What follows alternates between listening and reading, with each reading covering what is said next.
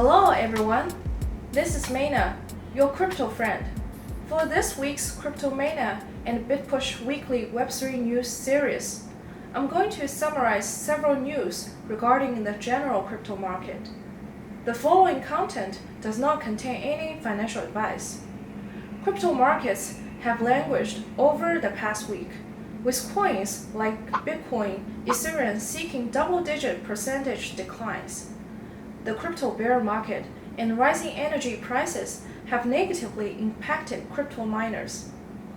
Listed miners sold 158% of their Bitcoin production in July. According to Arcane Research, and in the first 4 months of the year, miners sold just 30% of their revenue, suggesting miners may be facing financial strain. The crypto industry has been relatively quiet last week, but there are still some key developments.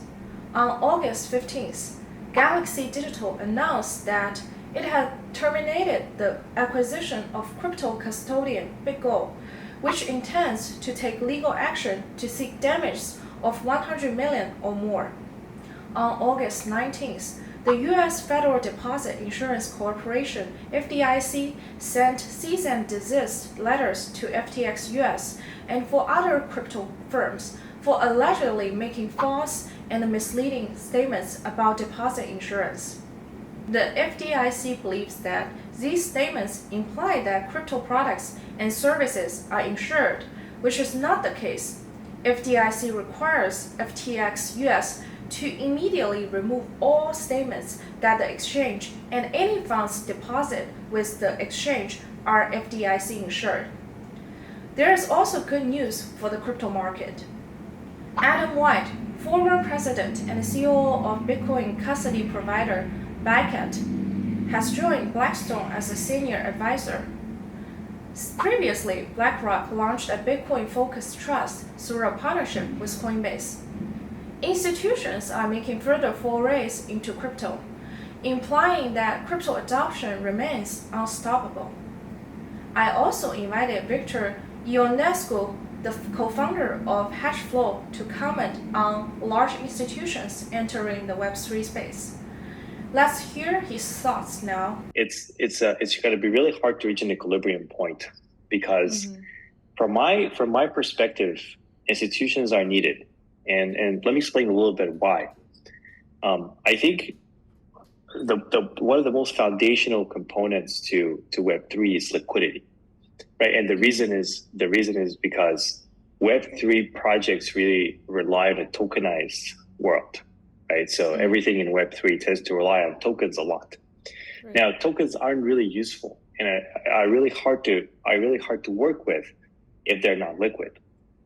Right, so I think that's where really institutions are going to have a pivotal role is by making a lot of these things liquid, and this liquidity kind of allowing people to kind of move their assets and start using these products and kind of be able to be capital efficient in their money. And when I say capital efficient, I mean be able to move from one app to the other, be able to change their mind and kind of use something, let it go. And move on to the next app. So in a sense, yes, we have seen institutions kind of trying to tap into the space, and I think the reason is because really they're just scared of missing out. Back not too long ago, the internet was something really crazy. People were very, very bearish on it. The personal computer was something really crazy. People were really bearish on it. So yeah.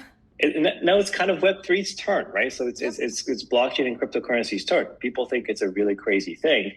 And then investors are smart enough to understand, institutions are really smart to understand that, there were such things in the past and not jumping on those trains, would have been, or for some of them was a bad idea. So that being said, I don't think institutional adoption has reached critical mass. I think actually they're only scratching the surface and they're doing things that are very, very safe for them. And the reason I'm saying that is because, the regulation is still a gray area. And to give a very, very concrete example, everyone's aware of what happened during the Cash. A week and a half ago, it got sanctioned by OFAC.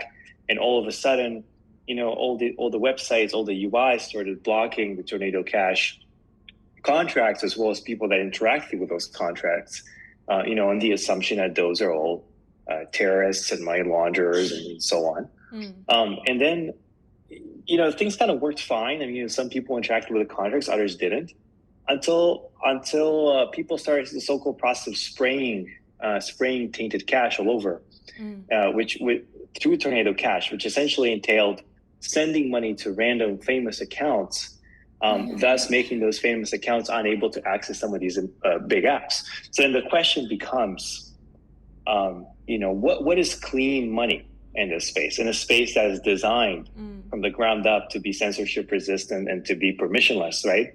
So my take here is institutions want to get in, they're needed, but on the other hand, they're really, really scared to get in because some of these external regulatory factors, and then implementing these regulatory factors is going to tamper with the very ethos of what blockchain technology really is. Thank you for watching. See you next time. Bye.